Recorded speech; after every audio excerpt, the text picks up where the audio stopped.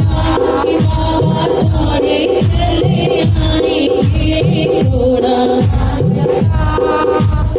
थोड़ा ध्यान लगा कि बाबा तोड़े चले आएंगे। थोड़ा ध्यान लगा, थोड़ा ध्यान लगा कि बाबा तोड़े चले आएंगे। थोड़ा ध्यान लगा।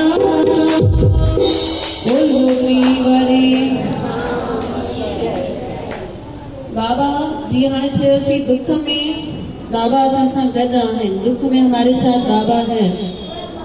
तो हर समय बाबा हमारे साथ है, हर समय बाबा हमारी परीक्षा ले रहे हैं। एक बार एक गुरु 3 शिष्य को नारियल देता है, बोलता है ये ऐसी जगह जाके तोड़ के आओ जहाँ तुमको कोई भी नहीं देखे। तो पहला शिष्य जाता है किसी रूम में, रूम बंद करता है और तोड़ के लाता है। दूसरा जाता है किसी जंगल में, वहां से तोड़ के लाता है। लेकिन जो तीसरा है वो क्या करता है? वापस आता है। सबकी कथा सुनी हुई है। तीसरा क्या करता है? नहीं तोड़ता है। क्यों नहीं तोड़ता है? क्योंकि हर जगह कौन देख रहा है? भगवान।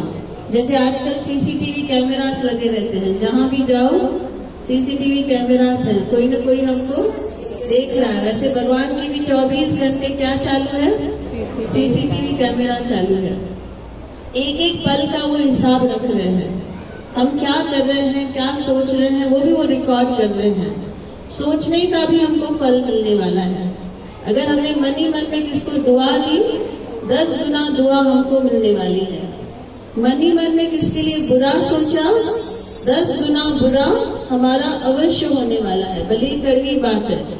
तो हमें हमारा एनर्जी, जो भगवान ने इतना अच्छा हमें ब्रेन दिया है, सोचने की शक्ति दी है, इतना अच्छा हृदय दिया है। अगर आज हृदय भी लेने जाओ तो कितना पैसा देना पड़ेगा डॉक्टर को? करोड़ दोगे तो भी ऐसी दिल नहीं मिलेगी वापस। तो करोड़ों की दिल दी है बाबा ने। उसमें क्या करना है? सिर्फ खुशबू वाले फूल आने चाहिए, बदबू वाले फूल नहीं आने चाहिए। किसके लिए भी कुछ बुरा नहीं सोचना चाहिए। जो हम बोएंगे वही हमें वापस मिलेगा। अगर दुख में हमने अभी सोचा कि बाबा हमारे साथ है, जो भी चीजें हम कर रहे हैं वो भी बाबा देख रहे हैं। जाने अनजाने में हम किसके साथ न्याय करते हैं, किसके साथ अन्याय करते हैं, वो अन्याय का भी फल हमको मिलने वाला है। भले कोई मुख से बोले नहीं बोले। जैसे हम शादी पे खाना रखते हैं सबका, सब लोग आते हैं, खाना खा के जाते हैं। भले मुख से हम नहीं बोलते हैं खाना अच्छा था, उनको दुआएं नहीं देते हैं, पर जैसे ही खाना हमारे अंदर जाता है, हमारे अंदर से खुद ब खुद एक दुआ निकलती है जिसके लिए शब्द नहीं चाहिए। अभी किसी गूंगे को खाना खिलाएंगे तो वो दुआ नहीं देगा, इसका मतलब पुण्य नहीं हुआ क्या? पुण्य हुआ, भले उसने मुख से नहीं बोला। तो एनर्जीज रहती हैं। जैसे आप जिसको खाना खिलाते हो, भले उसने मुख से नहीं बोला थैंक यू आपने खाना खिलाया, पर जैसे ही उसको वो तृप्ति मिलती है खाना खा के या पानी पी के, उसके मन से एक वाइब्रेशन, एक दुआ निकलती है, वो खुद ब खुद हमारे तक पहुंच जाती है। उसके लिए शब्दों की जरूरत नहीं है। तो कभी ऐसा नहीं सोचना है कि हम किसी का अच्छा करेंगे जब उसने बोला कुछ नहीं। भले उसने नहीं बोला लेकिन उसके वाइब्रेशन हमको मिल गए। सीता राम के साथ गई थी वनवास में। वहां पर वो नदी के किनारे में बैठी थी, रेत के साथ खेल रही थी। तो वहां उसको रेत के अंदर क्या दिखाई देता है? किसकी कथा सुनी हुई है? रेत के अंदर क्या दिखाई देता है उसको? हाँ, राजा दशरथ दिखाई देते हैं। उनका देहांत हो गया था और राम यहाँ पे था वनवास में। राजा दशरथ ने भी देखो क्या किया था, किसके माता पिता को दुखी किया था? श्रवण के माता पिता को दुखी किया था, श्रावण को मार दिया था।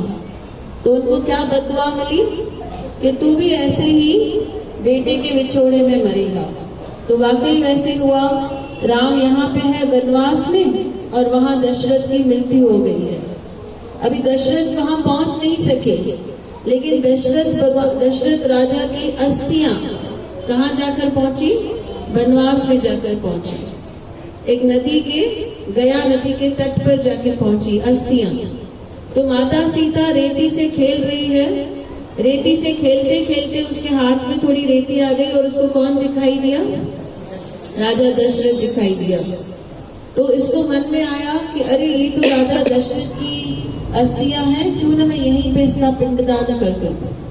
तो वहां रेत से भी आवाज आती है कि हाँ हाँ तुम जल्दी पिंडदान कर दो। तो वो बोलती है नहीं रुको, राजा राम को आने दो।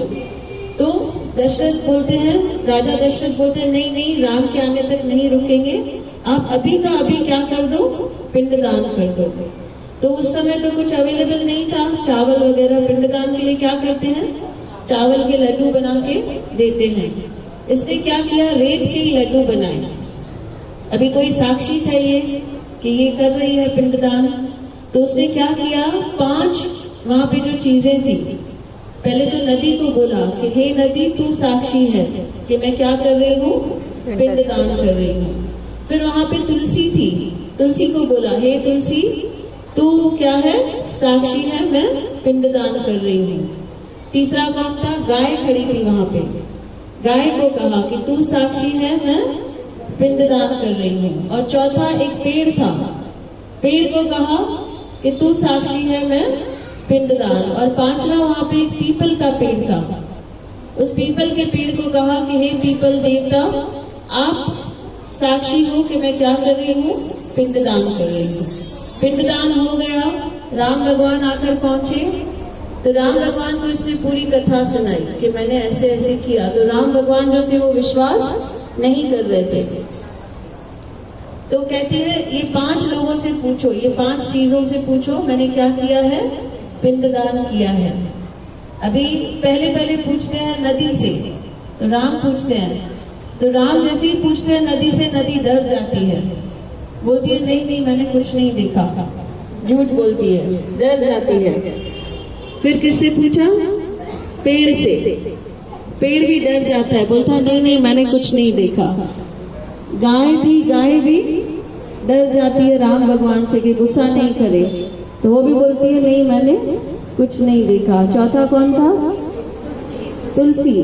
तुलसी भी कहती है मैंने कुछ नहीं देखा। 5वां जो था वो पीपल था। पीपल में कौन है? भगवान कृष्ण बोल के गए हैं भगवत गीता में कि पेड़ों में पेड़ मैं हूँ। तो उसमें कौन बैठा है? विष्णु भगवान। विष्णु भगवान डरेगा राम से? नहीं डरा। उसने बोला हाँ मैंने देखा, सीता ने क्या किया? पिंडदान किया। तो जिसने सच बोला सीता उसको वरदान देती है कि तुम कभी भी नहीं सूखेगा। इसीलिए देखिए पीपल का पेड़ कभी भी आप नहीं देखोगे सूखा हुआ, हमेशा वो हरा भरा रहता है। सब 12 के 12 नहीं हुए। बाकी जो 4 थे उन्होंने क्या किया? सीता को नुकसान पहुंचाया, सीता को झूठी साबित किया। तो सीता को चारों को क्या करती है? श्राप देती है। पहले तो नदी को कि तुम सूखी रहेगी। तो शायद वो गया नदी खाली कुछ ही महीनों के उसमें पानी रहता है, बाकी पूरा साल वो सूखी रहती है। गाय को भी श्राप दिया कि तेरा कभी पेट नहीं भरेगा, तो यहाँ वहाँ कचरे में खाती रहेगी। तो आप जब देखो गाय क्या रहती है? कचरे में खा रही होती है, उसका कभी पेट नहीं भरता, वो हमेशा चबा रही होती है खाना। तीसरा तुलसी को भी श्राप दिया। क्या श्राप दिया? कि तू भी सूखेगी और वहां पे जाओगे गया में तो वहां तुलसी नहीं है, कि तू तुलसी कभी भी यहाँ पे गया में तेरा कभी भी तू नहीं रहेगी। तो गया में तुलसी नहीं है और जहाँ भी रहती है वहां पे सूख जाती है। चौथा क्या था? पेड़। पेड़ को भी श्राप दिया कि तू भी सूखेगा। तो इसीलिए कोई कोई सीजन में क्या होता है? पेड़ सूख जाता है और उसके पत्ते सब गिर जाते हैं। तो देखो झूठ बोलने का भी क्या मिला? सजा मिली। डर के कभी भी झूठ नहीं बोलना है। अगर बाबा साथ में है तो किसी से नहीं डरना है। अगर बाबा साथ में है तो किसी से नहीं डरना है। कोई गोली वाले घनश्याम की सभी मिली करी साथियों। जय तेरा लिया मारो नाम बाबा है नाम को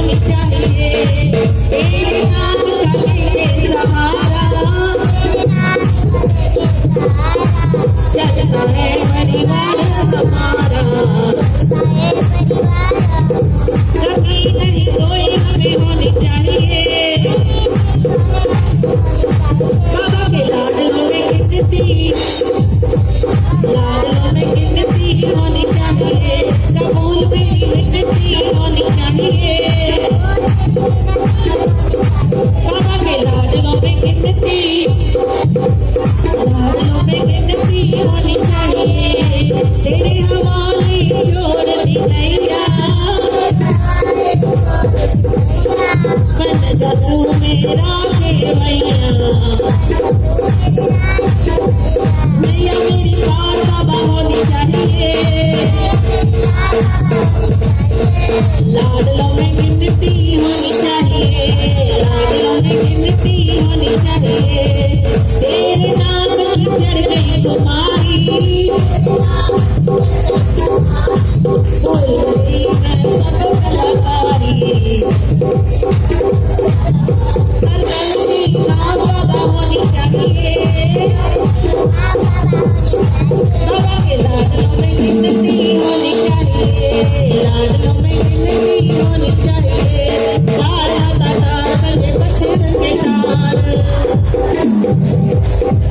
अम्मा के भिखार गई हारे भिखार जग कहीं जो लंडेड़ो बार तार माता तार बजे बछड़ के तार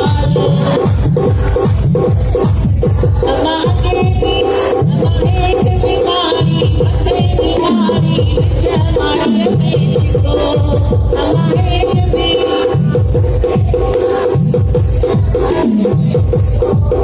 अम्मा जी जल जो आई ओर जो आई नहीं सतुर जो टिको ओ देवी तो शरण तो शाम हे जग कहीं तो लंडे दो तार देवी तार बजे बछड़ के तार अम्मा शिकार पुर जो अम्मा माई सबई चरायो अम्मा शिकार पुर जो अम्मा हसन में खीर कटोर रातों के दिखारे भगवान प्रियन ओ देवी तो शरण तो शाम हे जग कहीं जो लंडे दो तार माता तार देवी तार बजे बछड़ के तार दान कदिया दयावान कदिया दिखड़ा दो चीज माफ कदिया दान कदिया दिखड़ा दो चीज माफ कदिया ओ देवी रो शरण तो शाद हे जग कहीं जो लंडो तार माता तार देवी तार बजे बछड़ के तार माता तार बजे बछड़ के तार बछड़न के तार जयकारा शेरा वाली दा बोल सांची दरबार की खत्म।